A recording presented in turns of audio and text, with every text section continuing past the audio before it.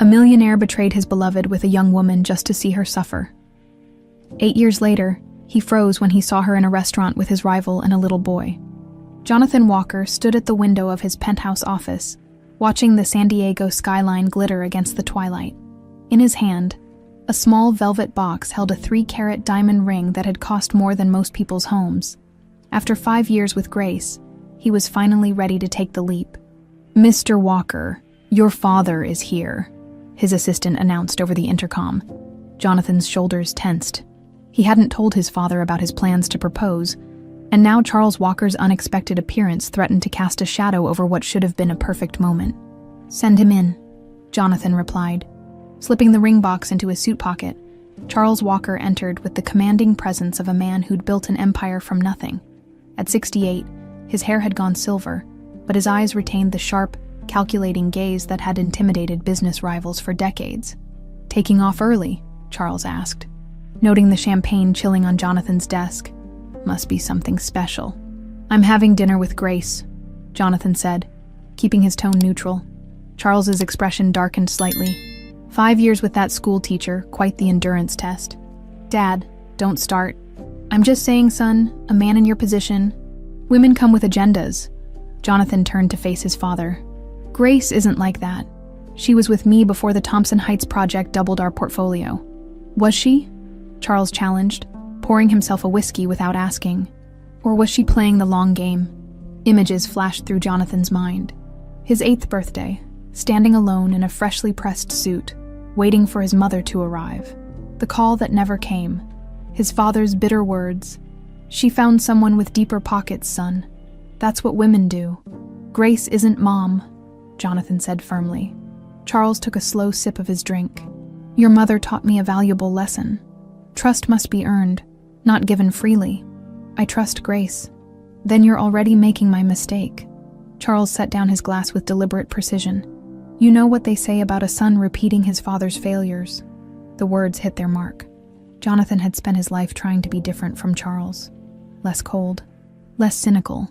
Yet the fear of being abandoned again lived in him like a dormant virus, waiting for the right trigger to erupt. "What are you suggesting?" Jonathan asked, though he already knew the answer. "Test her," Charles said simply. "If she's the real thing, she'll pass. If not," he shrugged. "Better to know now than 5 years from now when she takes half your empire." "That's ridiculous," Jonathan said, but the seed was already planted, taking root in fertile soil of his deepest insecurities. That night at dinner, Grace Thompson wore a simple blue dress that brought out the warmth in her eyes. She taught 3rd grade at a school in one of San Diego's struggling neighborhoods, and as she spoke about her students, her face lit up with genuine passion. "Mrs. Ramirez cried when I told her Miguel had jumped 2 reading levels," she said, reaching across the table to touch Jonathan's hand. "Sometimes I think I have the best job in the world." "You could teach anywhere," Jonathan said. "Private schools would pay triple what you're making now." Grace smiled. "It's not about the money. Those kids need someone who believes in them." The ring box felt heavy in Jonathan's pocket. He'd planned to propose tonight, but his father's words echoed in his mind. Trust must be earned. "Everything okay?" Grace asked, noticing his distraction. "You seem somewhere else tonight." "Just work," he lied, squeezing her hand. "The Carson project is having some issues." Later that night, as Grace slept beside him, Jonathan stared at the ceiling. What if his father was right? What if one day Grace simply disappeared, like his mother had? The thought alone made his chest tighten with panic. The next morning, Charles arrived at Jonathan's office with a file folder. "What's this?" Jonathan asked. "Insurance," Charles replied, sliding the folder across the desk. Inside was a detailed plan to test Grace's loyalty, including photos of Amber Collins, a 23-year-old model who had worked on previous Walker development campaigns. "This is insane," Jonathan said, closing the folder. "Is it?" Charles asked.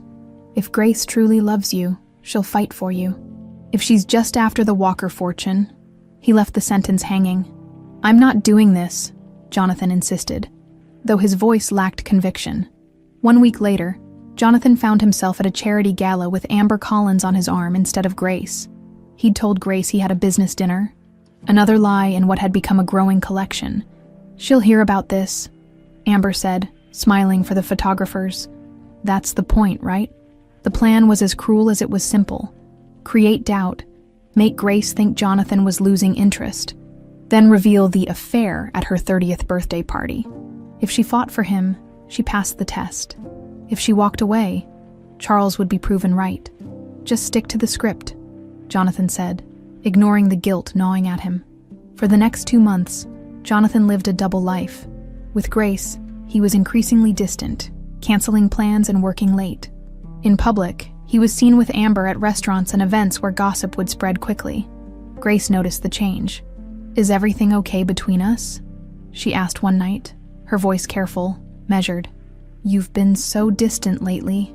"Just stressed," he said, unable to meet her eyes. "This new project is taking all my energy." "We'll get through it," she said, kissing his cheek with such trust that Jonathan almost confessed everything. Instead, he pulled away, telling himself it would all be worth it when she proved his father wrong.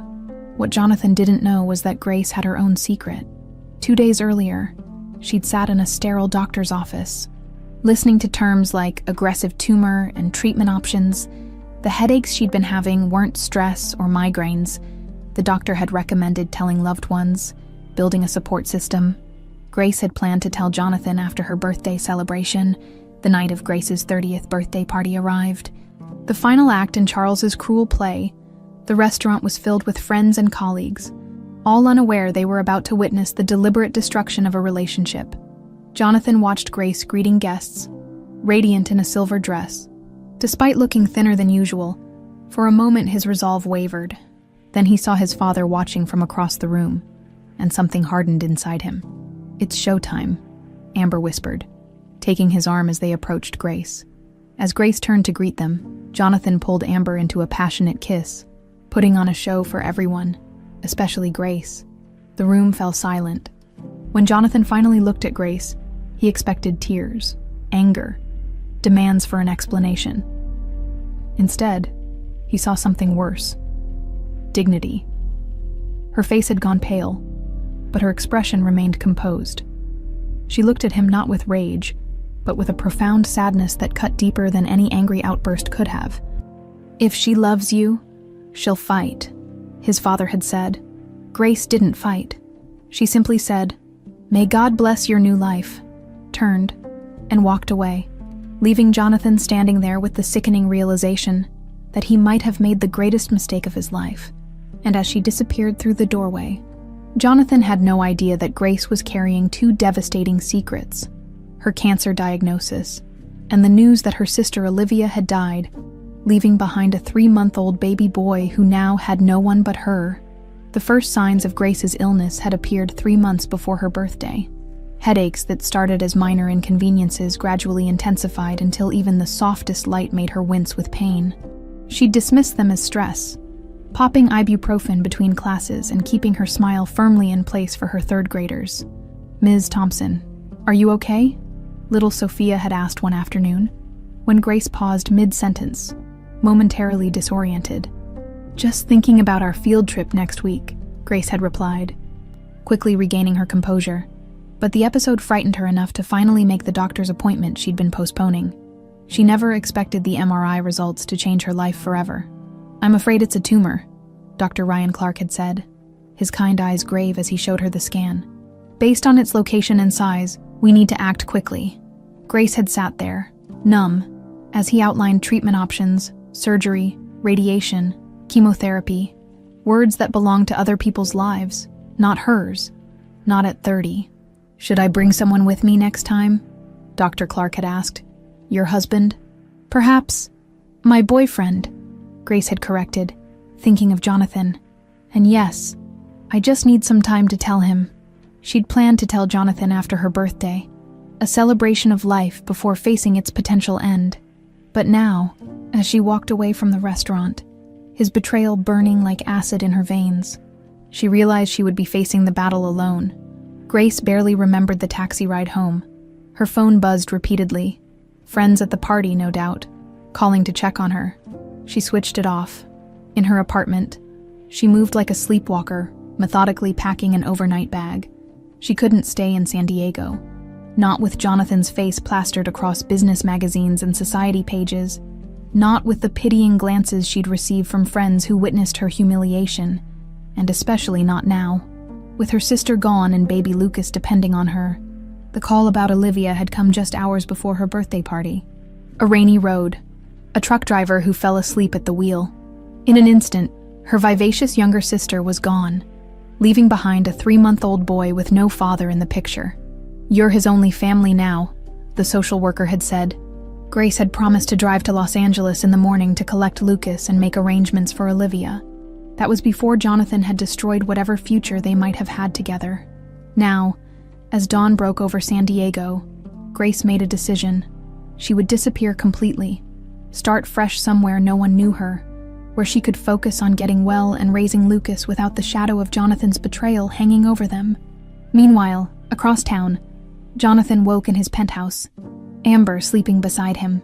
The charade had continued after Grace left the restaurant, a bottle of champagne, deliberate laughter too loud, a performance for anyone still watching. He'd felt hollow inside, mechanical, as he escorted Amber home and accepted her invitation upstairs. "She didn't fight for you," Amber murmured now, stirring beside him. "Guess your father was right." Jonathan said nothing, remembering Grace's face, that devastating dignity. Not a single tear, no pleading, no demands for explanation, just that soft blessing before walking away. It wasn't the reaction he had expected, and something about it left him deeply unsettled. His phone rang. "Charles, did our little plan work?" his father asked without preamble. "She left," Jonathan said flatly. "Then I was right," Charles replied, satisfaction evident in his voice. "If she truly loved you, she would have fought tooth and nail. Instead, she walked away from a Walker fortune without a backward glance. Suspicious, don't you think?" Jonathan frowned. "Or maybe she has too much pride to beg. Pride doesn't pay bills, son. Trust me, she'll be back once the reality of life without your financial support sets in." But Grace didn't come back. Days passed, then weeks. Jonathan continued the charade with Amber, telling himself it was to save face. He tried calling Grace once when Amber was in the shower, but her number had been disconnected. Her apartment was vacant, her position at the school filled by a substitute. It was as if she had vanished into thin air. "She ran away," Charles said when Jonathan mentioned her disappearance. "Guilty people run, Jonathan.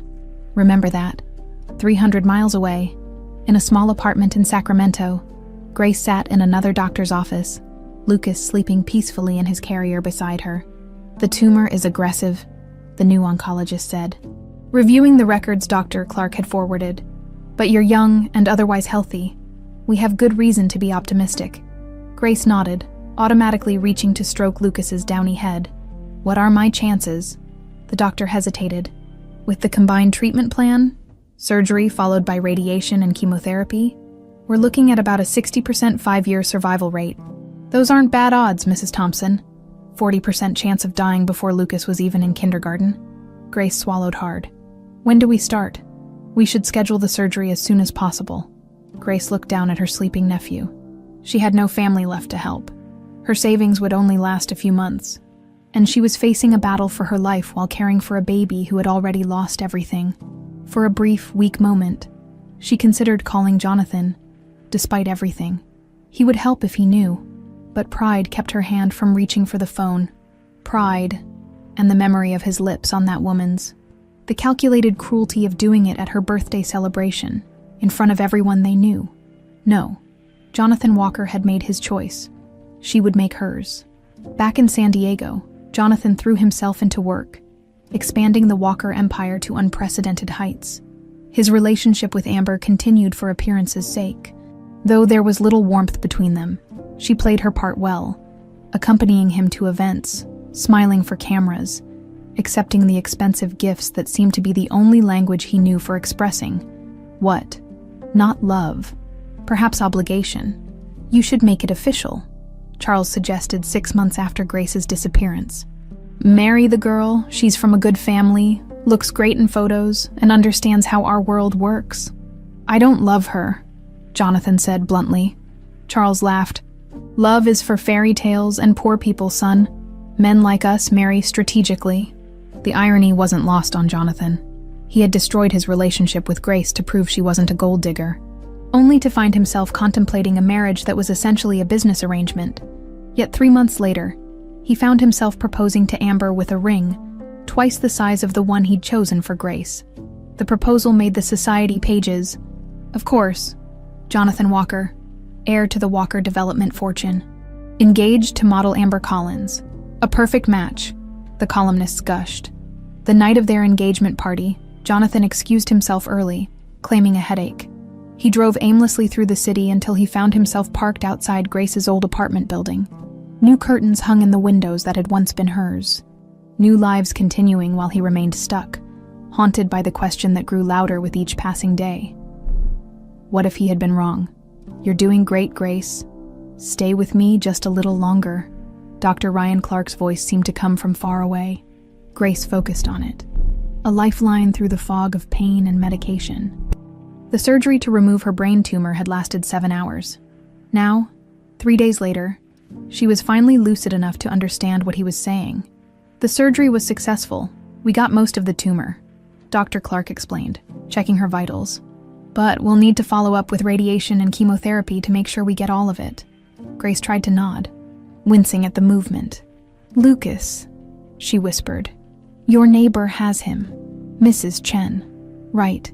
She's been bringing him to the hospital every day for you to see, even though you probably don't remember." Grace closed her eyes, grateful. She'd known Mrs. Chen for only 3 weeks before the surgery, yet the elderly woman had stepped up without hesitation when Grace explained her situation. "I raised 5 children," Mrs. Chen had said simply. "One baby is no trouble. You focus on getting well. When can I go home?" Grace asked Dr. Clark now. "Maybe tomorrow, if your numbers look good." He hesitated. "Do you have someone who can stay with you? The first few weeks of recovery are crucial." Grace thought briefly of Jonathan. In her weakest moments, usually at 3 a.m. when pain kept her awake, she imagined telling him everything. In those fantasies, he was devastated by what she was going through, begging forgiveness for his betrayal, promising to take care of her and Lucas. But reality always intruded. Jonathan had made his choice. He was probably engaged to that model by now, planning the society wedding of the year.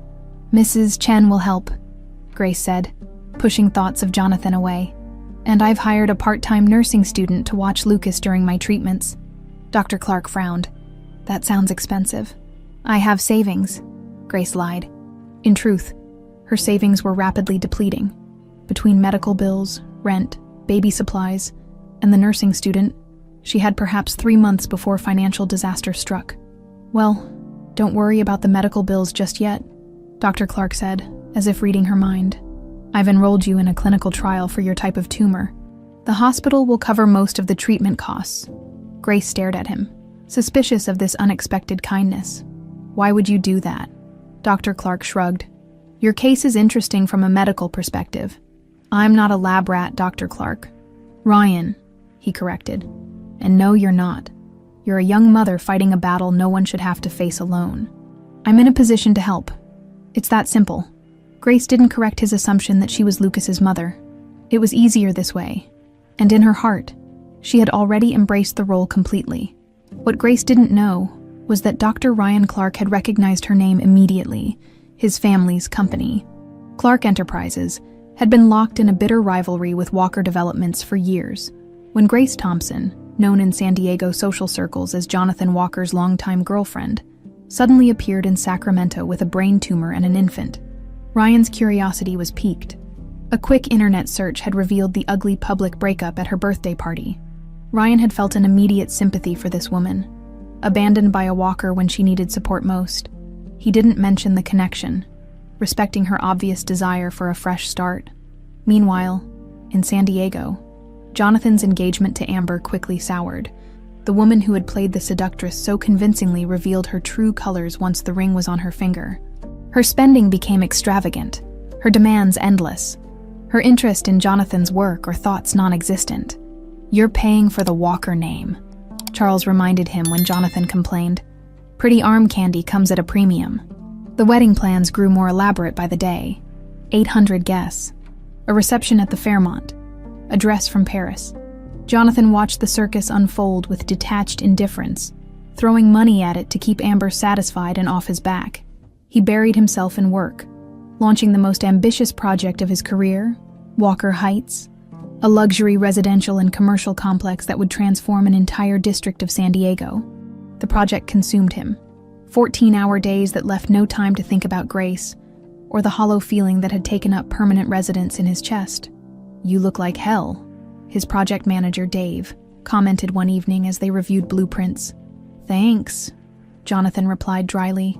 "Seriously, man, when's the last time you slept? Or ate something that didn't come from a vending machine?" Jonathan rubbed his eyes. "I'm fine. This about your wedding? Cold feet?" "No," Jonathan said too quickly. "Just focused on the project." Dave studied him for a moment. "You know, I ran into Grace's friend Kelly last week." Jonathan's head snapped up. "What did she say? Has she heard from Grace?" The eagerness in his voice was embarrassing. Dave raised an eyebrow. "Nothing specific. Just that Grace had to leave town suddenly for a family emergency. Some relative died, left a kid behind." Jonathan frowned. Grace didn't have much family, just a younger sister. "I think, well, whoever it was, Kelly said Grace has legal custody of the kid now." The information hit Jonathan like a physical blow. Grace was raising a child somewhere, a child that wasn't his. She had started a new life, one that didn't include him, while he was trapped in an engagement to a woman he couldn't stand. That night, Jonathan called off the engagement, ignoring Amber's hysterical threats to sue for breach of promise and emotional distress. "You can't do this to me," she screamed, hurling a crystal vase at his head. "Do you know how humiliating this will be?" "I'll give you a generous settlement," Jonathan said flatly. "But this farce is over." Later, he sat in his darkened penthouse, a glass of scotch in hand, thinking about Grace raising a child alone. Was it her sister's baby? Had Olivia died? The thought of Grace dealing with such grief while he'd been playing house with Amber made him sick with shame. Charles was predictably furious about the broken engagement. "You're a fool," he raged when Jonathan told him. "That Thompson girl has bewitched you even in her absence. She's not coming back, son. Accept it and move on." "I have moved on," Jonathan lied. "The engagement to Amber was a mistake from the start. I'm focusing on Walker Heights now." Charles studied him with narrowed eyes. "See that you do. I've put too much into building this company to watch you throw it away over some school teacher." Walker Heights became Jonathan's obsession, his redemption, his penance. He drove his team relentlessly, demanding perfection at every turn. The project would set new standards for luxury and sustainability, proving to everyone, to himself, that he was more than Charles Walker's son, more than the man who had cruelly tested and lost the only woman he'd ever loved. 2 years after Grace's disappearance, Jonathan stood at the grand opening of Walker Heights, champagne in hand, cameras flashing. The project had won awards for its innovative design and environmental features. Walker Development's stock had doubled. He should have felt triumphant. Instead, he felt nothing. "Smile, darling," purred his date for the evening, a socialite whose name he could barely remember. "Everyone's watching." Jonathan pasted on the expected expression, playing his part flawlessly. Inside, he was as empty as the model apartments around him, beautifully furnished spaces devoid of actual life. That same evening, in Sacramento, Grace sat on a park bench watching Lucas toddle after pigeons. Her hair had grown back after the chemotherapy, curling softly around her face. The latest scan showed no signs of the tumor returning. Dr. Clark, Ryan, had cautiously used the word remission for the first time. "Mama, look," Lucas called, his chubby legs working hard as he chased the birds. "I see you, brave boy," Grace called back, her heart full. She had no idea that at that exact moment, 300 miles away, Jonathan was raising a glass to his hollow success, his eyes scanning the crowd as if still searching for the one face he would never find there. 6 years passed like the slow turn of seasons, inevitable, relentless, transforming everything in their path. Grace stood at the window of her classroom in the Westlake Academy, watching her students file out to waiting cars and buses. The private school, with its manicured grounds and state-of-the-art facilities, was a far cry from the underfunded public school where she'd once taught in San Diego. The irony wasn't lost on her. She'd once refused Jonathan's suggestion to teach at such a place, claiming her heart belonged with the children who needed her most. Life had a way of rewriting one's principles. "Ms. Thompson." A small voice broke into her thoughts. Grace turned to find Lily Chen, a quiet second grader with serious eyes. "Yes, Lily. I finished my book. Can I have another one?" Grace smiled. "Of course, let's find you something challenging," as she helped Lily select a new book. Grace caught her reflection in the classroom window. At 36, the softness of youth had given way to more defined features. Her hair, once long and chestnut, now fell in a stylish bob that framed her face. Regular tennis games and yoga had replaced the frantic running after toddler exercise of Lucas's early years. Most importantly, the scar from her brain surgery had faded to a thin silver line hidden beneath her hair, a battle wound from a war she had won. The latest scan, her annual checkup with Ryan, had shown no signs of recurrence. 6 years cancer-free. "Ms. Thompson is pretty," Grace heard Lily whisper to another student as they left. Pretty, not a word Grace would have chosen. Survivors had a different relationship with their appearance. Every gray hair was a victory, every laugh line, a gift. Pretty seemed trivial compared to alive. After tidying her classroom, Grace drove to the middle school to collect Lucas. At 8, he was all lanky limbs and boundless energy, with Olivia's dimples and light brown hair that flopped over his forehead no matter how often it was trimmed. "Mom," he called, spotting her car. His friends flanked him. The popular crowd, naturally. Lucas had Olivia's charisma too, drawing people to him effortlessly. "How was the math test?" Grace asked as he climbed in. "Easy," Lucas said, buckling his seatbelt. "Can we stop for ice cream? I got an A on my history project too." Grace laughed. "Nice try. We have dinner with Ryan tonight, remember?" "Oh yeah," Lucas brightened. "Is he bringing me something from Japan?" Ryan had just returned from a medical conference in Tokyo. Over the years, his friendship had become one of the constants in Grace's life. After her treatment ended, she had expected their relationship to fade naturally, doctor and patient moving on with their lives. Instead, it had deepened into something she hadn't anticipated. Not romance. Neither was ready for that. Ryan had his own painful history, a fiancé who died of leukemia days before their wedding, but they'd found comfort in each other's company, in shared meals and conversations about books, in his genuine interest in Lucas's development. "Let's not expect gifts," Grace cautioned. Lucas grinned. "But he always brings something cool." He wasn't wrong. Ryan had a knack for finding educational toys and books that captured Lucas's imagination. Not surprising, given Ryan's own background as the heir to the Clark Enterprises fortune. Unlike many wealthy heirs, Ryan had chosen medicine over business, using his family's resources to fund research and clinical trials. Grace hadn't known about his connection to the Clark family until their third dinner together, when a business magazine with his father's face on the cover sat on his coffee table. "You never mentioned you were that Clark," Grace had said, surprised. Ryan had shrugged. Would it have made a difference? It might have, given the Clark-Walker rivalry she knew about from her time with Jonathan. But Grace had kept that connection to herself. Ryan still didn't know about Jonathan, and she preferred it that way. The past was better left buried that evening, as they sat in Ryan's favorite Italian restaurant. Grace watched Lucas animatedly describe his latest science project to Ryan, who listened with genuine interest. "The solar system is cool, but black holes are cooler," Lucas declared. "They can swallow entire stars." "True," Ryan agreed, though some theories suggest they don't actually destroy matter, just transform it, like what happened to Mom's cancer cells, Lucas asked innocently. Grace nearly choked on her water.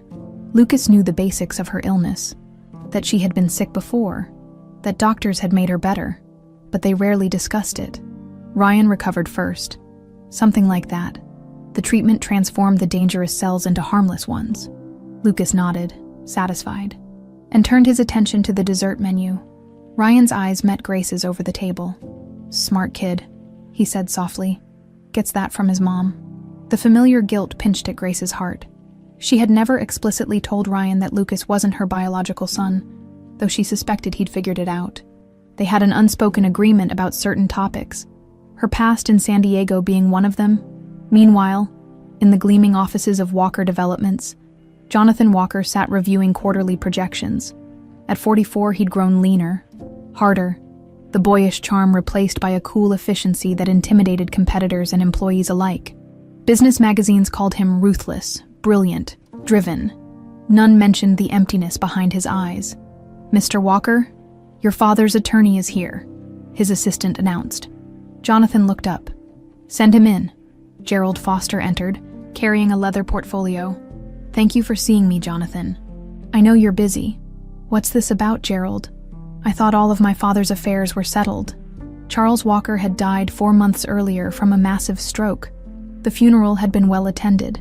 Business associates paying respects to the titan who'd shaped San Diego's skyline. Jonathan had stood dry-eyed as they lowered his father into the ground, feeling nothing but a vague sense of release. "Almost everything is settled," Gerald replied, opening the portfolio. "But I recently discovered something your father left with me years ago, with instructions to deliver it to you in the event of his death." He handed Jonathan a sealed envelope. "He was very specific that you should receive this alone."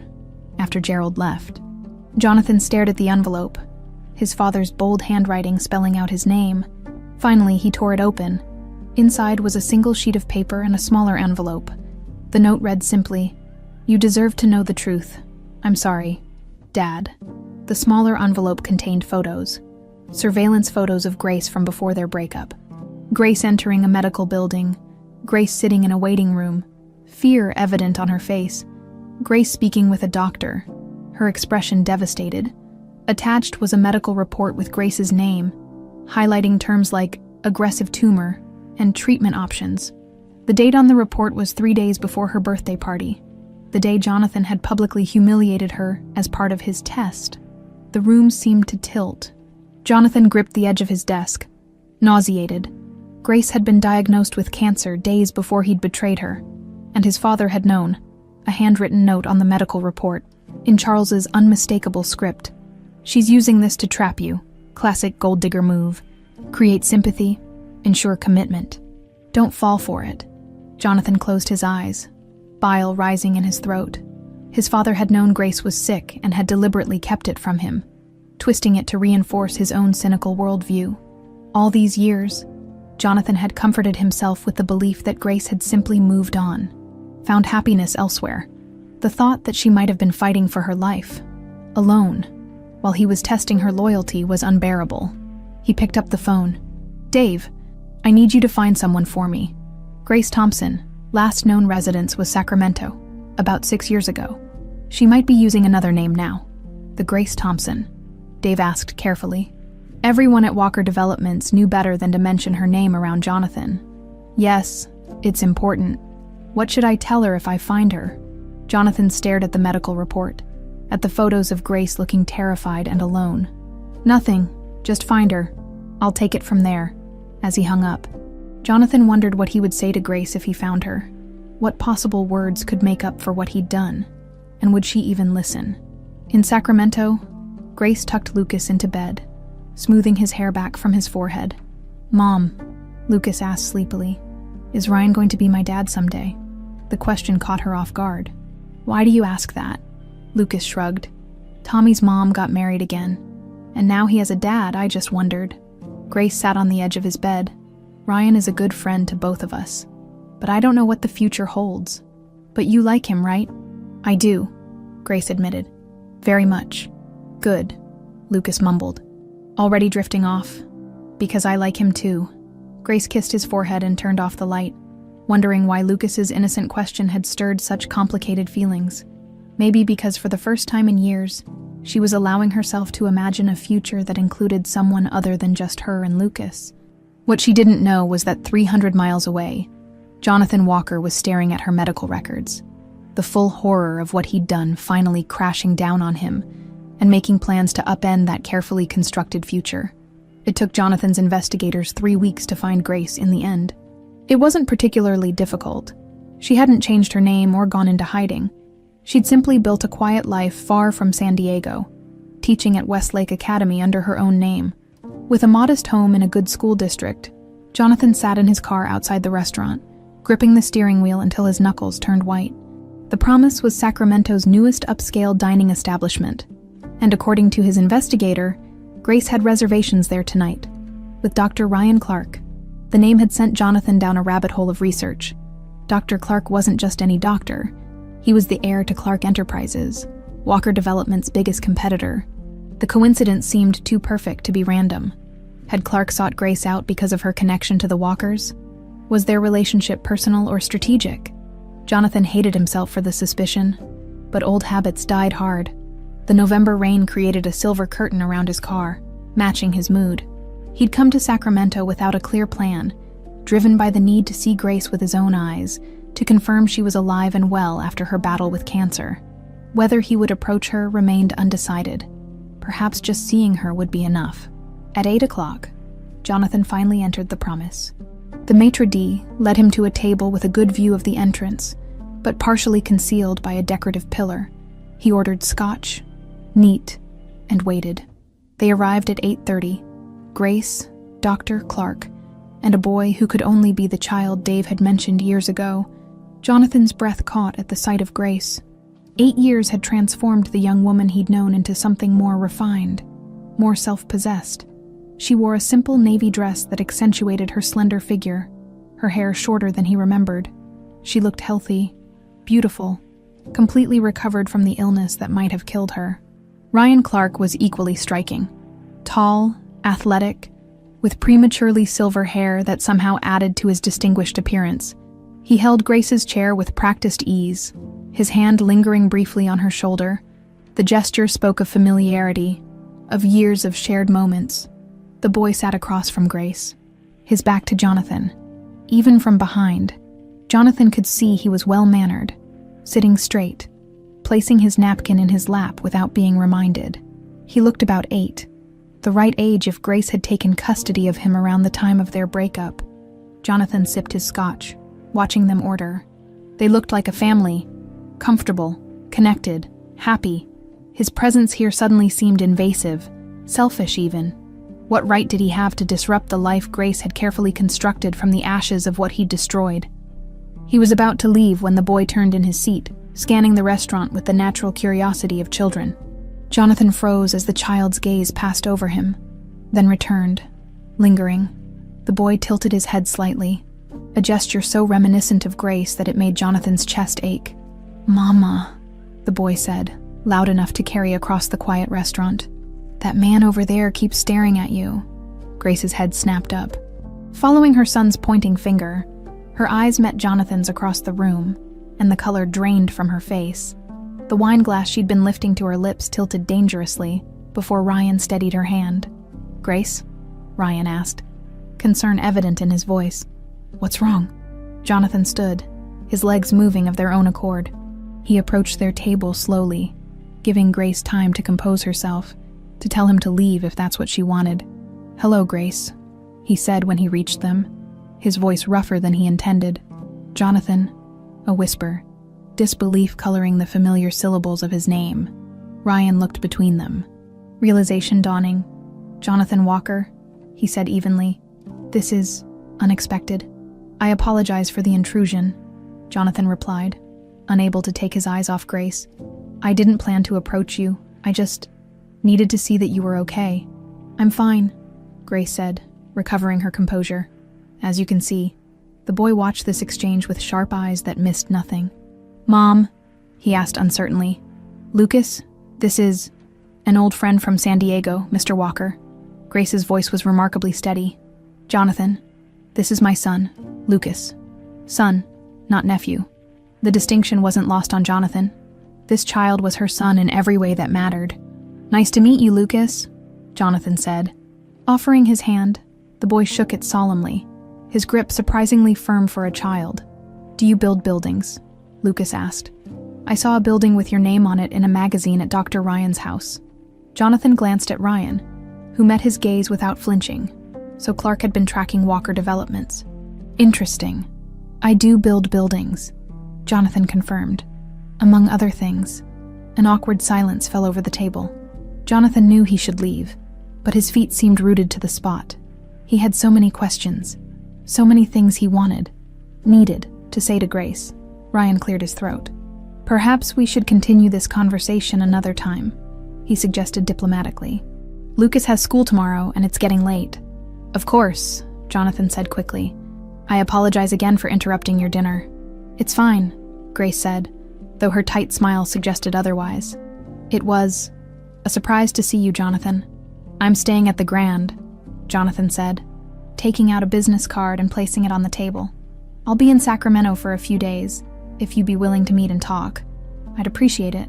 Grace stared at the card but didn't touch it. I don't think that's a good idea. Please, Jonathan said softly. Just one conversation after that. If you never want to see me again, I'll understand. Ryan's eyes narrowed slightly at the intensity in Jonathan's voice. His hand moved imperceptibly closer to Grace's on the table. Grace doesn't owe you anything, he said quietly. You're right, she doesn't, Jonathan agreed. But I owe her an explanation. And an apology. Lucas watched this exchange with the unsettling perception of children. Did you do something bad to my mom? He asked Jonathan directly. The question hung in the air, simple and devastating. Jonathan met the boy's eyes, seeing Grace in them. Yes, he admitted. I did a long time ago. And I've regretted it every day since. Grace inhaled sharply. Lucas, that's enough questions, she said firmly. Mr. Walker is leaving now. Jonathan nodded, knowing he'd pushed as far as he could tonight. Goodbye, Grace. It was good to see you looking so well. He hesitated, then added, You have a wonderful son. As he walked away, he heard Lucas ask, Mom, why are you crying? Jonathan didn't look back to see Grace's response. He paid his bill quickly and escaped into the rainy night, his mind racing. She was alive, healthy. The cancer that might have killed her had been defeated. That knowledge alone made the trip worthwhile, even if she never agreed to meet with him. But the tears in her eyes when he mentioned Lucas, what did those mean? And why had Clark been so protective? Was he just looking out for Grace? Or was there more to their relationship than Jonathan had observed? Back in his hotel room, Jonathan stood at the window, watching the rain transform Sacramento streets into flowing rivers of light. He'd come here seeking absolution, or at least the chance to explain. Now he wasn't sure what he was seeking. Perhaps Grace had been right to refuse a meeting. What good would dredging up the past do, except possibly hurt her all over again? She had clearly moved on, built a good life for herself and Lucas. Maybe the kindest thing would be to leave without forcing a confrontation. His phone buzzed with a text from an unknown number. Coffee? Tomorrow, 10 a.m., Riverside Cafe. No signature, but it could only be from Grace. Jonathan closed his eyes, relief washing over him. One chance. That was all he needed. What he didn't know was that Grace was lying awake in her own bed across town, wondering if she had just made a terrible mistake, or that Ryan Clark was making a late-night call to his family's legal team, quietly investigating Jonathan Walker's sudden appearance in Sacramento, or that little Lucas, supposed to be sleeping, was instead Googling Jonathan Walker on the tablet he wasn't allowed to have in his bedroom, his young mind piecing together a puzzle whose full picture he couldn't yet comprehend. Jonathan arrived at Riverside Cafe 30 minutes early, selecting a table with a view of both the entrance and the Sacramento River flowing lazily beyond the patio. He ordered coffee but left it untouched, rehearsing what he would say when Grace arrived. The explanations he'd practiced on the flight to Sacramento now seemed inadequate, hollow. How do you apologize for destroying someone's life at their most vulnerable moment? At precisely 10 a.m., Grace entered the cafe. She wore jeans and a simple blue blouse, her hair pulled back in a loose ponytail. Casual, yet somehow more intimidating than if she'd arrived in business attire. This wasn't Grace Thompson, Jonathan Walker's ex-girlfriend. This was Grace Thompson, survivor, mother, a woman who had rebuilt her life from scratch. She spotted him immediately and approached with measured steps. Jonathan stood, nearly knocking over his cold coffee. "Thank you for coming," he said, pulling out a chair for her. Grace ignored the gesture, pulling out her own chair and sitting. "I have 45 minutes before my next appointment," she said, her voice carefully neutral. "You wanted to talk. So talk." Jonathan sat down, momentarily at a loss, despite his preparation. Up close, he could see the faint lines around her eyes, evidence of battles fought and won. She was more beautiful now than she had been at 25, strength evident in every angle of her face. "I found out about your diagnosis," he said finally. "The cancer. You were diagnosed right before your birthday party. Grace's expression didn't change. Yes. Why didn't you tell me? I was going to, after the party. Her eyes met his, unflinching. But you had other plans that night. The simplicity of her statement hit him like a physical blow.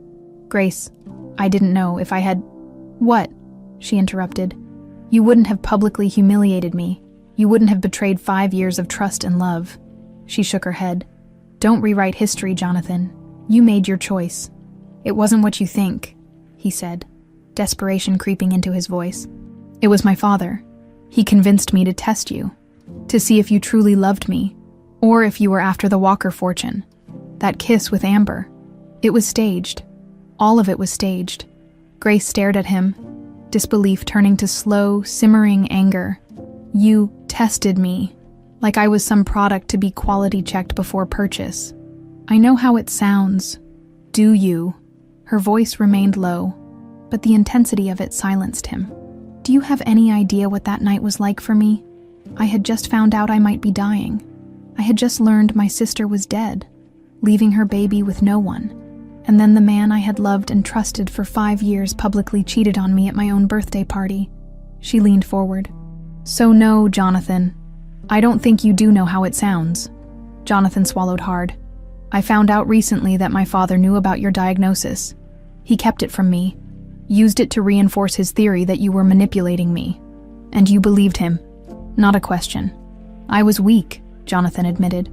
Insecure, he preyed on my deepest fear, that I'd end up abandoned and alone, like he was when my mother left.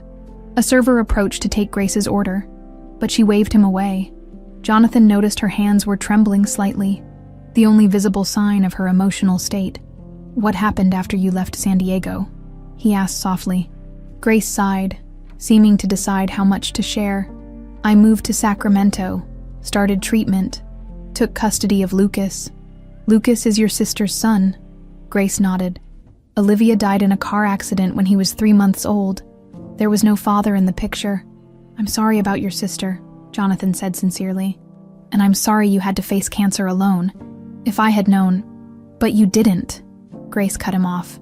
And I wasn't alone. I had friends who stepped up, and I had Ryan. The mention of Clark made Jonathan's jaw tighten. Yes, Dr. Clark. Quite a coincidence. Him being your doctor. What's that supposed to mean? Nothing. Just that of all the oncologists in California, you happen to find one whose family company is Walker Development's biggest competitor. Grace's eyes narrowed. Ryan saved my life. He got me into a clinical trial when I couldn't afford treatment. He supported me through the worst experience of my life without asking for anything in return. Don't you dare imply there was some ulterior motive? I'm sorry, Jonathan said quickly. I didn't mean to suggest... He stopped, realizing he was making things worse. You're right. I have no right to question anything about your life after I destroyed it. Grace checked her watch. 25 minutes left. Is there a point to this conversation, Jonathan? Beyond reopening old wounds? Jonathan took a deep breath. I recently found out that my father deliberately manipulated our breakup. He hired Amber, created evidence that you were unfaithful, all to prove his theory that everyone is ultimately self-serving. He met her eyes. I know it doesn't change what happened, but I thought you should know the truth. Evidence that I was unfaithful. Grace's voice was dangerously quiet. What are you talking about? Jonathan hesitated, then pulled out his phone, opening a folder of photos his father's assistant had given him after Charles's death. My father showed me these, claimed they proved you were seeing someone else. Grace took the phone, her expression changing from anger to disbelief as she swiped through photos of herself with various men, all deliberately framed to suggest intimacy, all completely innocent in reality. This is Dr. Patel, my first oncologist in San Diego, she said, pointing to one photo. This is my neighbor's son who helped me move furniture. This is the counselor from the grief support group I joined after Olivia died. She looked up, her eyes bright with unshed tears. Your father had me followed. Yes, Jonathan admitted, shame washing over him. And I believed him instead of trusting you. It's the greatest regret of my life. Grace handed back the phone, her hand steady now. So Charles Walker destroyed our relationship because... What? He couldn't stand to see you happy. He was projecting his own failed marriage onto you.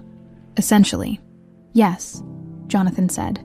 He truly believed he was protecting me from what he'd experienced with my mother. It was twisted, but in his mind, he was being a good father. Grace was silent for a long moment, processing this revelation. And you're telling me this now because you deserve to know the truth. Because I've spent 8 years wondering what happened to you, if you were okay, if you ever thought of me. He hesitated. And because I never stopped loving you, Grace. The words hung between them. Too honest, too raw. Grace flinched as if he'd raised a hand to her. Don't, she said sharply. You don't get to say that. Not after 8 years. Not after everything. I know, Jonathan said quickly. I'm not expecting anything. I just needed you to know. Grace stood abruptly. Well, now I know. Your father was a manipulative bastard who ruined our lives because of his own issues. You were too weak to trust your own judgment over his. And I've spent 8 years building a life that has no place for either of those realities. She gathered her purse. Goodbye, Jonathan. Grace, wait, Jonathan called as she turned to leave. There's something else you should know. She paused, not turning back. My father's assistant, Mark Whitman, is dying. Pancreatic cancer. He was the one who gave me those photos, who told me about my father's manipulation. He said he couldn't die with that on his conscience. Jonathan stood. He asked to speak with you, to apologize in person for his role in what happened. Grace turned slowly. Mark Whitman, Mark. The older man who worked directly for your father. Jonathan nodded. He's in hospice care here in Sacramento. It's why I came now. He doesn't have much time left. And you expect me to, what, absolve him on his deathbed? I don't expect anything, Jonathan said quietly. I'm just delivering the message. What you do with it is entirely your choice. Grace studied him for a long moment, her expression unreadable.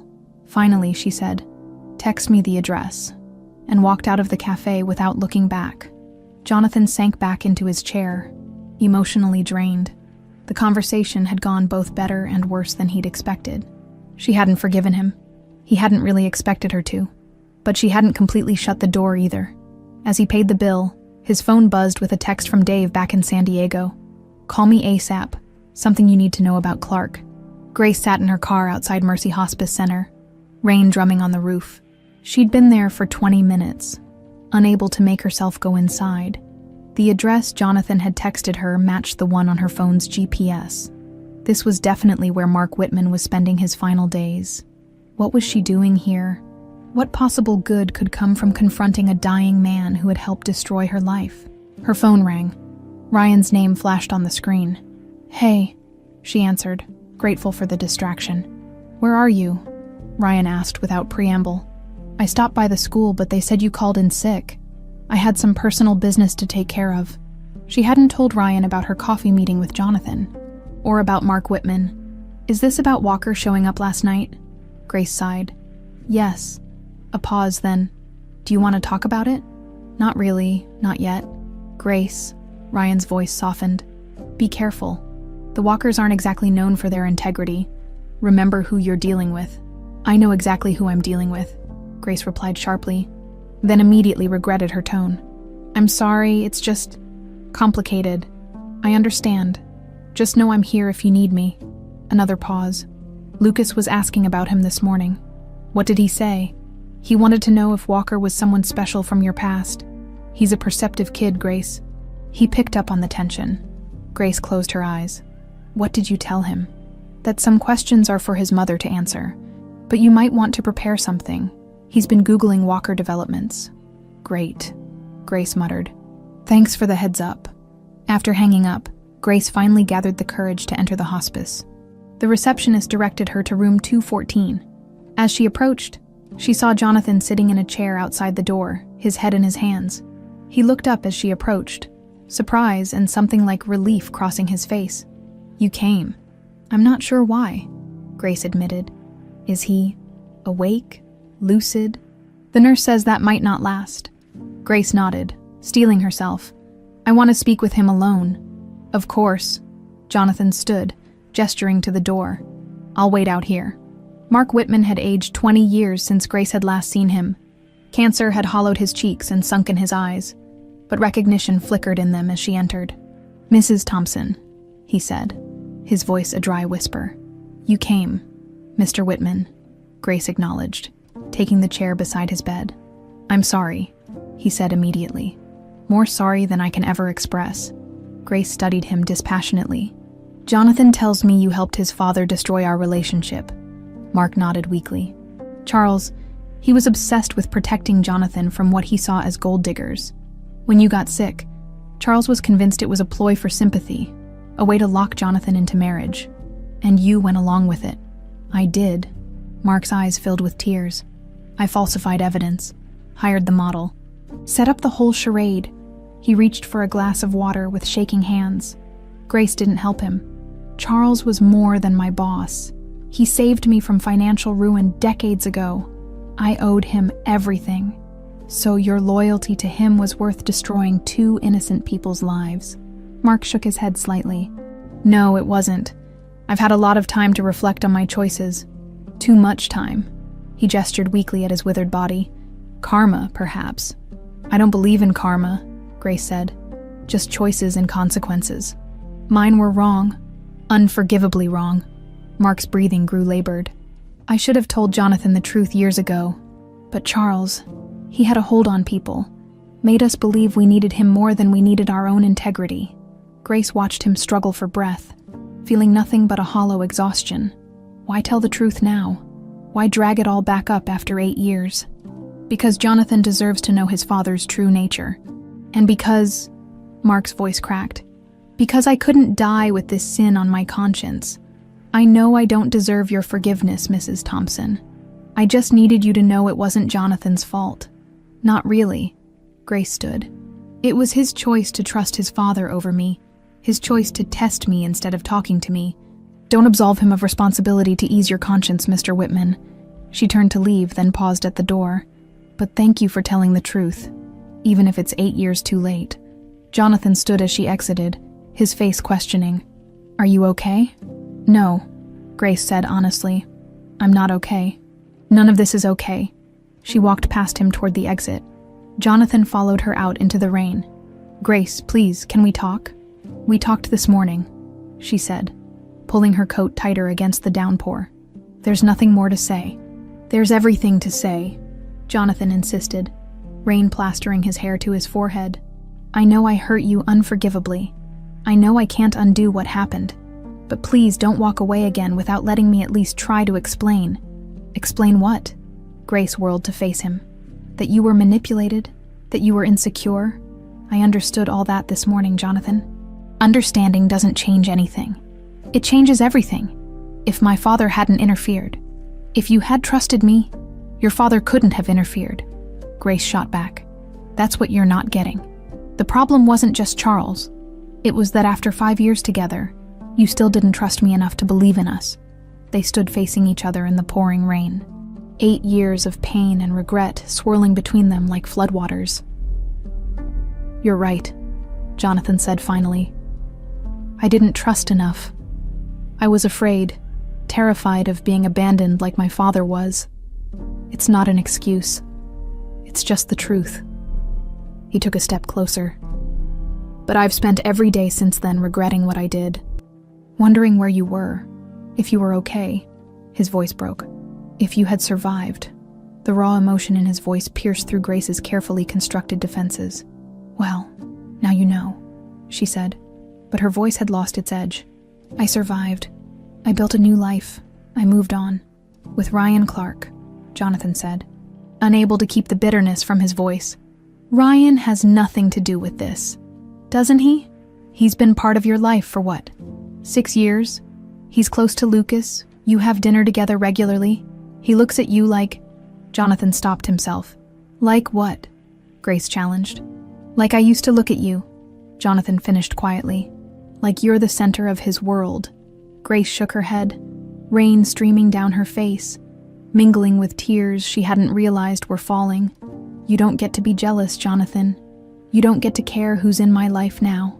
I know, he said, his shoulders slumping.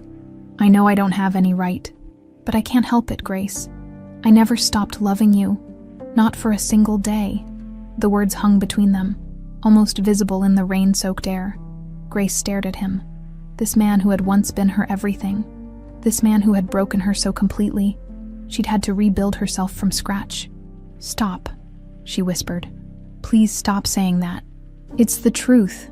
"The truth," Grace laughed bitterly. "The truth is, I had to fight for my life while dealing with a broken heart. The truth is, I raised Lucas alone, terrified I would die and leave him with no one. The truth is, you moved on with that model while I was having my skull cut open to remove a tumor." Jonathan flinched at each statement. "I didn't know, Grace. I swear to God, if I had known—" "But you didn't know because you didn't trust me enough to tell you," Grace interrupted. "That's the fundamental truth here, Jonathan, and I don't think I can ever get past that."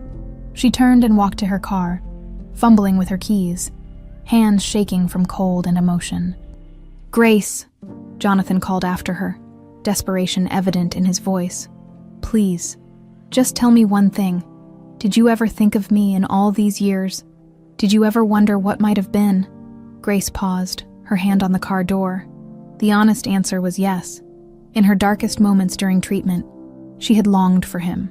When Lucas took his first steps, she had instinctively reached for her phone to share the news, only to remember there was no one to call. Even now, seeing him soaked and miserable in the rain, something in her heart twisted painfully. But she couldn't admit that. Not to him.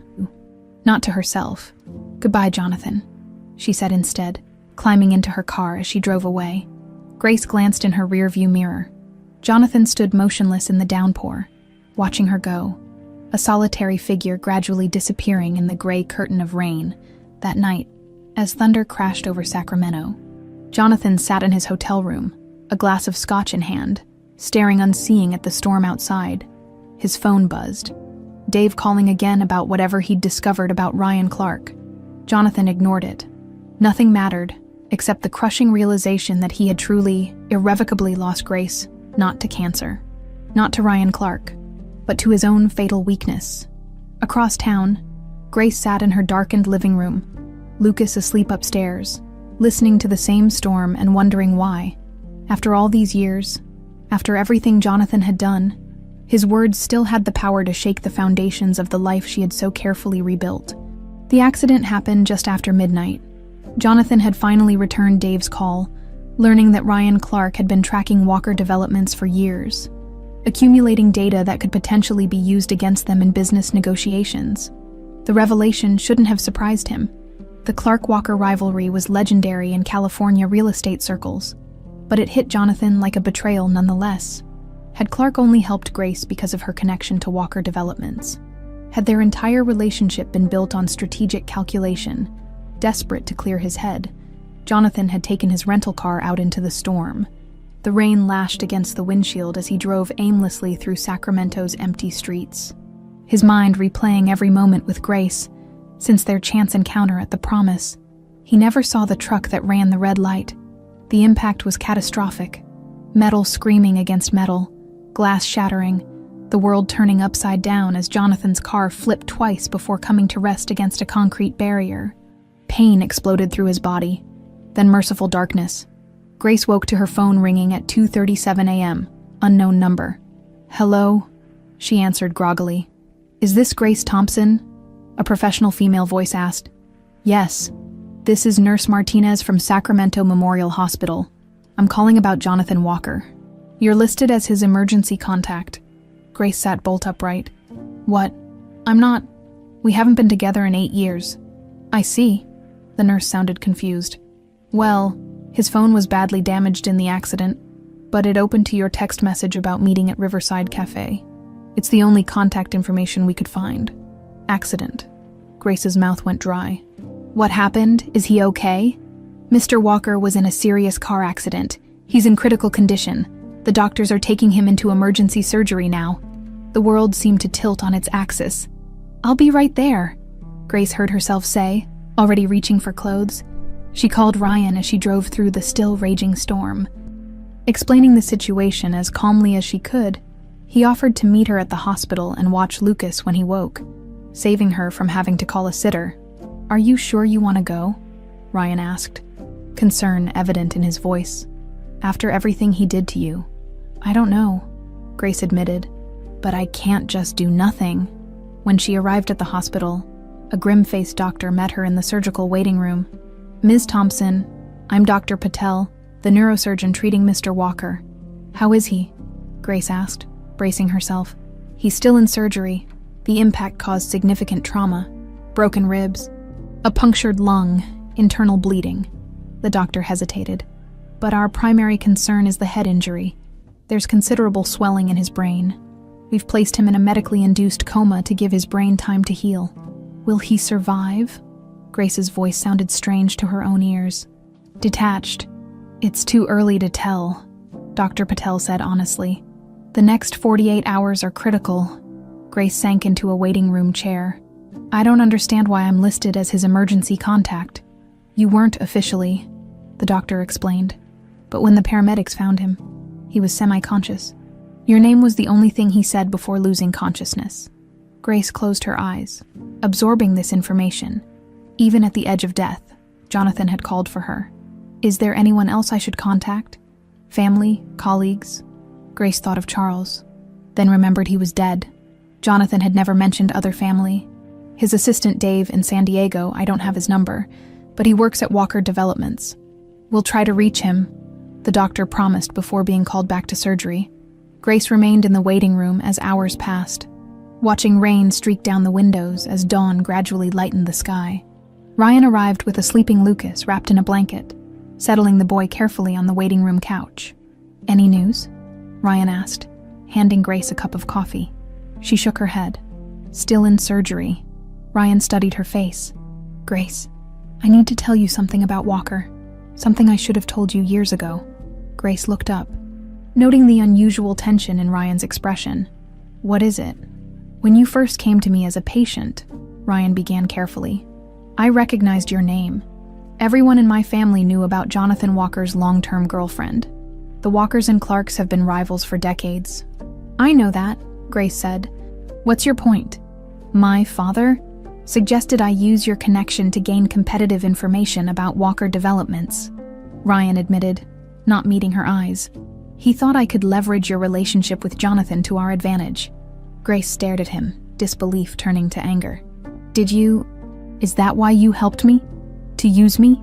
"No," Ryan grabbed her hand. "Absolutely not.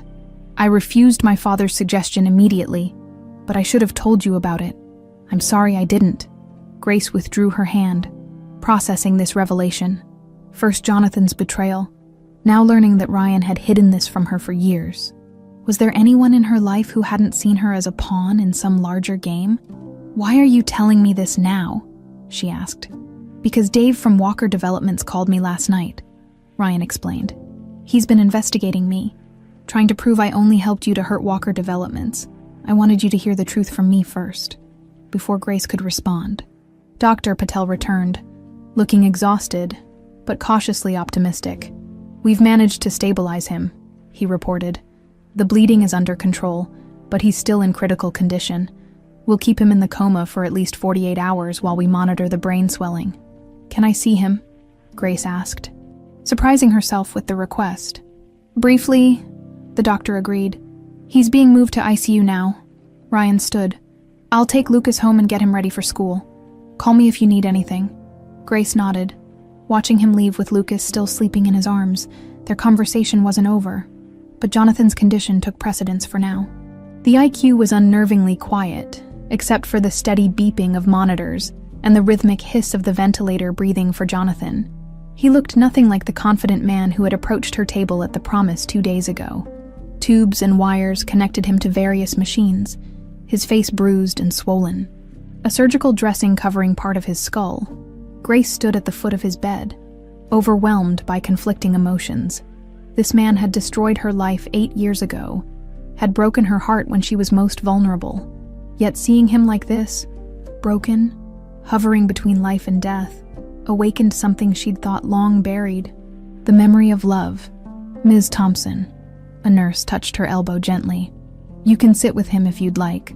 Some studies suggest coma patients can hear when loved ones speak to them." "I'm not his loved one," Grace corrected automatically. It's complicated." The nurse smiled kindly. "Relationships usually are still. A familiar voice might help."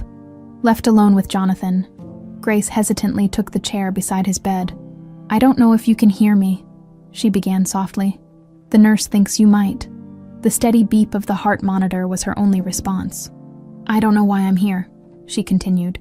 "By all rights, I should hate you after what you did. Maybe part of me still does." She watched his still face, searching for any sign of awareness. "But I didn't want you to be alone. No one should be alone like this." Hours passed. As Grace sat vigil, Dave called from San Diego, frantic with worry. Promising to fly up immediately, news of Jonathan Walker's accident had already made the business pages. CEO of Walker Developments in critical condition after Sacramento crash. Lucas called around lunchtime. "Mom, Ryan said you're at the hospital with that man from the restaurant. Is he going to be okay?" "The doctors aren't sure yet." "Sweetheart," Grace answered honestly. "Was he really important to you? Before I was born?" Grace's throat tightened. "Yes, he was. Very important." "Oh." Lucas was quiet for a moment. "Is that why you looked sad when you saw him?" "It's complicated, Lucas. Grown-ups always say that when they don't want to explain," Lucas observed with the piercing insight of children. Grace smiled despite everything. "You're right. I promise we'll talk about it when I get home." For 3 days, Grace split her time between the hospital, home, and work, catching brief moments of sleep when she could. Jonathan remained stable but unresponsive, the doctors cautiously optimistic as the brain swelling gradually subsided. On the 4th day, as Grace sat reading aloud from a novel she'd found in the hospital gift shop, Jonathan's fingers twitched. "Jonathan," she put the book down, leaning closer. "Can you hear me?" His eyelids fluttered, then slowly opened. Confusion, pain, and then recognition moved across his face as his gaze focused on Grace. "You're here," he whispered, his voice raspy from the ventilator tube that had been removed the previous day. "I'm here," Grace confirmed, pressing the call button for the nurse. "Why?" The simple question contained worlds of meaning. Grace had asked herself the same thing countless times over the past 4 days. Why was she sitting vigil for the man who had broken her heart? Why couldn't she just walk away? "Because," she said finally, "8 years ago, when I needed someone, no one was there for me. I couldn't do that to you, even after everything." Jonathan's eyes filled with tears. "Grace," he whispered, reaching weakly for her hand. "I'm so sorry for everything." Grace hesitated, then took his hand. "I know," she said softly. "I know you are." Jonathan's recovery was slow and frustrating. The doctors had been blunt about the extent of his injuries. Traumatic brain injury, multiple broken ribs, a shattered femur, internal bleeding that had required emergency surgery. He would live, but the road back would be long and arduous. "You're lucky to be alive," Dr. Patel told him during morning rounds a week after the accident. "The impact should have killed you instantly." Jonathan glanced at Grace, who sat quietly in the corner of the hospital room. She had been a constant presence since he'd awakened from the coma, arriving each day after dropping Lucas at school and staying until evening. They hadn't spoken much about the past or their feelings. Jonathan was often too exhausted or medicated for deep conversation, but her mere presence felt like more than he deserved. "When can I go home?" Jonathan asked. "Not for at least another week," Dr. Patel replied. "And even then, you'll need intensive rehabilitation. The brain injury has affected your motor control on the left side, and your leg will require physical therapy before you can bear weight on it." "I can arrange for private care in San Diego," Dave interjected from the doorway. He had flown up immediately after learning of the accident, and had been managing Walker Developments remotely from Jonathan's hospital room. "Actually," Dr. Patel said, "I wouldn't recommend traveling that distance for at least a month. Your brain needs time to heal without the stress of travel." Jonathan frowned. The thought of being stuck in Sacramento, away from his company, was concerning, but a smaller, more honest part of him recognized that being near Grace for a little longer wasn't entirely unwelcome. "I'll make arrangements for an extended stay," Dave said, already typing on his phone. "There's a medical rehabilitation center near here with excellent reviews." After the doctor left, Grace stood to gather her things. "I should pick up Lucas from school." "Thank you," Jonathan said, the words inadequate for everything he felt. "For being here, for not hating me, for everything." Grace paused. "I don't hate you, Jonathan. I never did. That would have been easier, actually. Will you come back tomorrow? He asked, hating the vulnerability in his voice but unable to hide it. She nodded. I'll be here. After she left, Dave gave Jonathan a pointed look. She's been here every day, you know, even when you were in the coma. I know, Jonathan said quietly. And Clark? Where does he fit in all this? Jonathan sighed. The rivalry between the Walkers and Clark seemed trivial now, after nearly dying. He saved her life, Dave. Whatever else he might have done. He gave Grace a chance to survive when I wasn't there for her. Still, Dave persisted. My sources confirm he's been gathering information on Walker developments for years, using his relationship with Grace. Stop, Jonathan interrupted. I don't care anymore, none of that matters. Dave looked surprised. Of course it matters, the company. I almost died, Dave, Jonathan said bluntly, and in what might have been my final moments. I wasn't thinking about Walker developments or market share or beating the Clarks. I was thinking about Grace, about all the time I wasted without her, about how I threw away the only thing that ever really mattered to me. Dave was silent for a moment, then nodded. I understand, but you should know that Clark arrived about an hour after you were brought in. He's been here almost as often as Grace. The next day, as promised, Grace returned. This time she wasn't alone. This is Lucas, she said, ushering the boy into the room. He wanted to meet you properly. Lucas approached the hospital bed with cautious curiosity. His resemblance to Grace, particularly around the eyes, was striking, though Jonathan knew now he was her nephew, not her biological son. Hello, Mr. Walker, Lucas said formally. Mom said I could come see you if I promised not to tire you out. Jonathan smiled. It's nice to meet you properly, Lucas, and you can call me Jonathan. Okay. Lucas studied the various machines and tubes. Does all that stuff hurt, Lucas? Grace admonished gently. It's okay, Jonathan assured her. Not too much, Lucas. The medicines help. Mom says you build really tall buildings, Lucas continued, his initial shyness evaporating. Taller than the ones here in Sacramento. I do, Jonathan confirmed. Or at least, my company does. That's cool. I want to be an architect when I grow up. Or maybe an astronaut. I haven't decided yet. Jonathan smiled at the boy's earnestness. Both are excellent choices. While Lucas explored the hospital room with the boundless curiosity of childhood, Grace took her usual seat next to Jonathan's bed. How are you feeling today? She asked. Better, Jonathan said, though it wasn't entirely true. The pain was constant, and the frustration of being physically helpless was wearing on him. The doctors say I might be able to start physical therapy next week. Grace nodded. That's good news. An awkward silence fell between them. There were so many things Jonathan wanted to say, questions he wanted to ask, but he was acutely aware of Lucas's presence just a few feet away. Ryan told me about his father's suggestion, Grace said finally, her voice low, about using me to get information on Walker developments. Jonathan tensed. What did he say? That he refused. That he helped me because it was the right thing to do, not because of any corporate espionage. She met his eyes steadily. I believe him. Jonathan nodded slowly. I'd like to believe him too. But nothing, Jonathan said, surprising himself with the realization that he meant it. He was there for you when I wasn't. He helped save your life. Nothing else matters. Grace studied him for a long moment. You've changed. Nearly dying will do that, Jonathan said with a weak smile. Makes you reassess your priorities. Lucas returned to Grace's side, tugging at her sleeve. Mom, can I show Jonathan my science project pictures?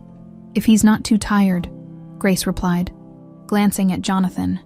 I'd love to see them, Jonathan said sincerely, as Lucas enthusiastically showed off photos of his solar system model, complete with a papier-mâché black hole that had won first prize. Jonathan found himself deeply moved by this glimpse into the life Grace had built without him. Lucas was bright, well-adjusted, clearly adored by his mother. Grace had done an amazing job raising him alone, all while battling cancer and building a new career. The pride he felt for her accomplishments was tinged with grief for everything he had missed, everything he had thrown away with his distrust and insecurity. Jonathan, Grace's voice broke into his thoughts. Are you okay? You look pale. Just tired, he admitted. But please, don't leave yet. Grace checked her watch.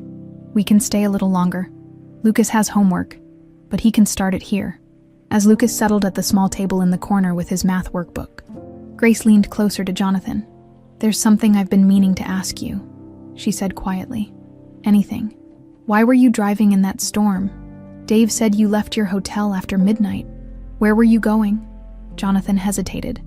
The truth was both simple and complicated. Nowhere. Everywhere. I was just driving, trying to clear my head after our conversation at the hospice. "You could have been killed," Grace said, an unexpected edge in her voice. "I know. I wasn't thinking clearly." He reached for her hand. "Grace, seeing you again after all these years, it brought everything back. Everything I lost, everything I threw away." Grace didn't pull her hand away, but she didn't return the pressure of his fingers either. "Jonathan, I know," he interrupted gently. "I know you've moved on. I know you have a life that doesn't include me, and I have no right to disrupt that. But I need you to know that I never stopped loving you. Not for a single day in 8 years." Grace's eyes filled with tears. "Don't," she whispered. "Please don't do this. I'm not asking for anything," Jonathan assured her hastily. "I don't expect forgiveness or a second chance. I just needed you to know." Before Grace could respond, the door opened and Ryan Clark entered. Freezing momentarily at the tableau before him, Grace and Jonathan with clasped hands, tears in Grace's eyes, Lucas oblivious at the table. "Ryan," Grace said, quickly withdrawing her hand from Jonathan's. "I didn't expect you. I had a break between patients," Ryan explained, his expression carefully neutral. "Thought I'd check in." He nodded to Jonathan. "Walker, glad to see you're improving." "Thank you," Jonathan replied with equal formality. "And thank you for looking after Grace and Lucas during all of this." An unspoken understanding passed between the two men, whatever their families' business rivalries. Whatever their personal feelings for Grace, they were united in wanting what was best for her. "Mom," Lucas called from the table. "I finished my math. Can we go get ice cream now like you promised?" Grace looked relieved at the interruption. "Yes, we should go." She gathered her purse, avoiding Jonathan's eyes. "I'll come by tomorrow afternoon." After they left, Ryan lingered, studying Jonathan thoughtfully. "She sat by your bed for 3 days straight, while you were in the coma." "I know," Jonathan said quietly. "I don't deserve it." Ryan nodded. "No, you don't." He moved toward the door, then paused. "But for what it's worth, in all the years I've known her, I've never seen her look at anyone the way she looks at you, even now, after everything." With that cryptic observation, he left, leaving Jonathan alone with a fragile, dangerous thing he hadn't allowed himself to feel in 8 years: hope. 3 weeks after the accident, Jonathan was transferred to Lakeside Rehabilitation Center, a modern facility on the outskirts of Sacramento, with gardens that sloped gently down to a small lake. It was a significant improvement over the hospital, with private rooms, large windows, and therapists who pushed him relentlessly toward recovery. Grace continued to visit daily, often bringing Lucas, whose initial curiosity about Jonathan had blossomed into genuine affection. The boy would regale Jonathan with stories from school, updates on his science projects, and questions about building design that revealed a keen, analytical mind. "He reminds me of you," Jonathan told Grace one afternoon as they watched Lucas skipping stones across the lake. "The way he thinks, the way he approaches problems." Grace smiled. "He has a lot of his mother in him too. Olivia was fearless, spontaneous.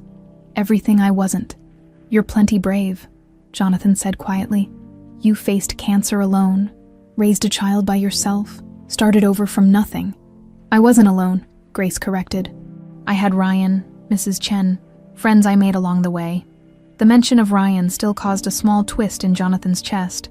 Though he'd come to respect the man who had saved Grace's life and supported her through her darkest days, Ryan continued to visit the rehabilitation center occasionally, maintaining a professional courtesy with Jonathan that sometimes bordered on friendliness. "Any word on when you can return to San Diego?" Grace asked, changing the subject. "Another 2 weeks, the doctors think," Jonathan replied. "My left side is still weak but improving, and I'll need to use a wheelchair for a while longer before graduating to crutches." Grace nodded, watching Lucas successfully skip a stone 5 times. What will you do then? Go back to Walker Developments as if nothing happened? Jonathan shook his head.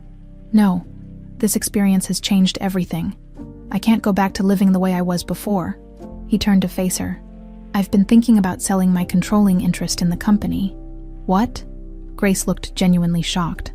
But Walker Developments is your life, your legacy. It was my father's legacy, Jonathan corrected, and not a particularly admirable one. Charles built that company on ruthless competition, on seeing weaknesses and exploiting them. Even his relationship with me was based on manipulation and distrust. So what would you do instead? Jonathan smiled. I've been talking with Dave about restructuring, keeping a minority stake, but using the majority of my shares to create a foundation. Healthcare initiatives, educational opportunities for underprivileged kids, community development. That sounds wonderful, Grace said, studying him with new eyes. But so different from the Jonathan I knew. I hope I am different, he said seriously. Nearly dying has a way of clarifying what's really important. He hesitated, then added, Actually, I was hoping to get your input on the foundation, with your background in education and your experience with the healthcare system. Your perspective would be invaluable. Before Grace could respond, Lucas came running up, dripping wet from an apparent miscalculation with a particularly heavy stone. Mom, I fell in, he announced, more excited than upset about his soaked condition. Lucas Thompson, those were your good shoes, Grace scolded, though her eyes betrayed her amusement. I'll dry eventually, Lucas said philosophically, dropping onto the bench beside Jonathan's wheelchair. Jonathan, did you see my last throw? 5 skips? I did, Jonathan confirmed. Very impressive technique. Can you skip stones? I used to be pretty good, Jonathan said. When my leg heals, I'll show you my technique. Lucas beamed at this promise of future stone-skipping lessons, and something in Jonathan's chest tightened at the simple acceptance in the boy's eyes. Lucas had no idea of the complicated history between his mother and Jonathan. He saw only a new friend who built cool buildings, and was interested in his thoughts about black holes and architecture. Time to go, Lucas, Grace said, checking her watch. You need to change before your piano lesson. Do we have to? Lucas groaned. I want to stay with Jonathan. We'll come back tomorrow, Grace promised. Jonathan needs his rest. After they left, Jonathan's physical therapist arrived for their afternoon session. The work was grueling, retraining muscles, rebuilding strength, pushing through pain. But Jonathan attacked it with determination, driven by the desire to become whole again, not just for himself, but for the glimpse of a future he was beginning to allow himself to imagine. That evening, as Jonathan ate dinner in the rehabilitation center's common room, Ryan Clark appeared, taking the seat across from him without invitation. Walker, he greeted with a nod. Clark, Jonathan replied. This is unexpected. I've been meaning to talk to you. Ryan placed a file folder on the table between them. About Grace. Jonathan tensed. What about her? She's been happier these past few weeks than I've seen her in years, Ryan said directly. Even with the stress of your accident, the disruption to her routine, the late nights at the hospital, there's a light in her eyes that wasn't there before. Jonathan wasn't sure how to respond. I don't understand why you're telling me this, Ryan sighed. Because I care about her, deeply, and for a long time. I hoped we might eventually become more than friends. He met Jonathan's eyes squarely.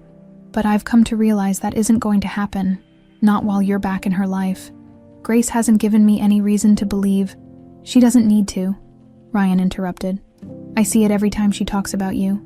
Every time she comes back from visiting you, she's still in love with you, whether she's ready to admit it or not. Jonathan absorbed this, hope and disbelief warring within him. Why are you telling me this? Aren't the Clarks and Walkers supposed to be bitter rivals?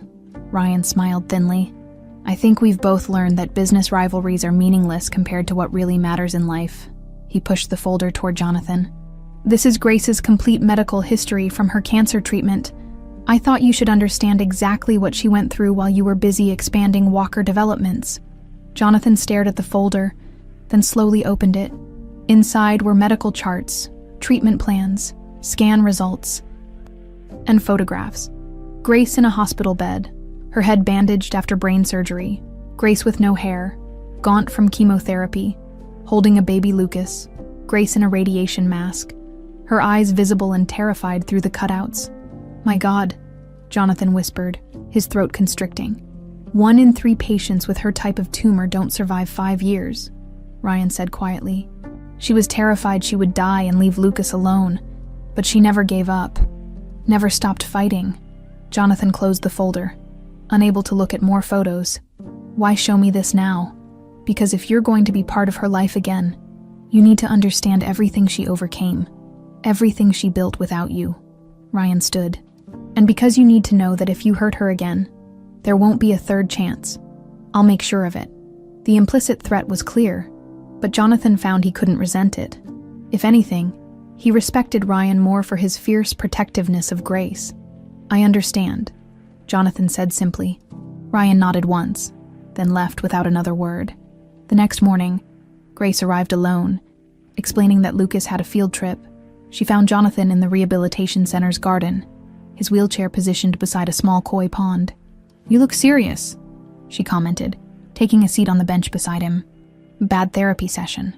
No, Jonathan said, gathering his courage. Grace, I need to ask you something, and I want you to be completely honest with me. She looked wary, but nodded. Okay, is there any part of you that could ever forgive me? Not just for what happened 8 years ago, but for not being there during your illness. During Lucas's early years, for all of it. Grace was quiet for a long moment, watching the koi circling in the pond. I think, she said finally, that I started forgiving you the moment I saw you in that hospital bed. Maybe even before that, when you told me about your father's manipulation. Jonathan hardly dared breathe. And is there any chance, any possibility at all, that we could try again, not immediately, not rushing into anything, but maybe a new beginning? Grace turned to face him, her eyes bright with unshed tears. I've spent 8 years rebuilding my life, Jonathan, building walls to protect myself and Lucas. I'm not sure I can risk tearing them down again. I understand, Jonathan said, his heart sinking. But, Grace continued softly, reaching for his hand, I'm not sure I can bear the thought of losing you a second time either. Jonathan intertwined his fingers with hers. Does that mean? It means I'm willing to try, Grace said, a small smile playing at the corners of her mouth. Slowly, carefully, with Lucas's well-being as the priority. I wouldn't want it any other way, Jonathan assured her. 3 months later, under the dappled shade of oak trees in the rehabilitation center's garden, Jonathan and Grace exchanged simple vows in an intimate ceremony. Jonathan sat in his wheelchair, his leg still healing but his heart fully restored. Grace wore a simple white cotton dress, her face radiant with a happiness she had once thought lost forever. Lucas, beaming with importance, presented them with rings on a small velvet cushion. Ryan Clark stood as a witness, his presence a testament to the healing that extended beyond just Grace and Jonathan. I promise to trust your love, to believe in your heart, and to never again let fear dictate my choices, Jonathan vowed, his voice steady and sure.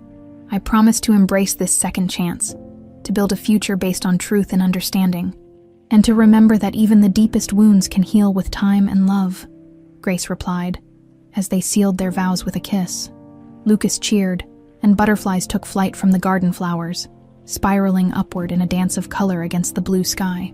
5 years later, the Olivia Thompson Foundation for Children with Cancer stood on the site of Charles Walker's former mansion, a beacon of hope and healing, where once had been a monument to suspicion and control. And in the foundation's entrance hall hung a portrait of a smiling young woman whose life, though brief, had created ripples of love and connection that transformed tragedy into a story of redemption and second chances.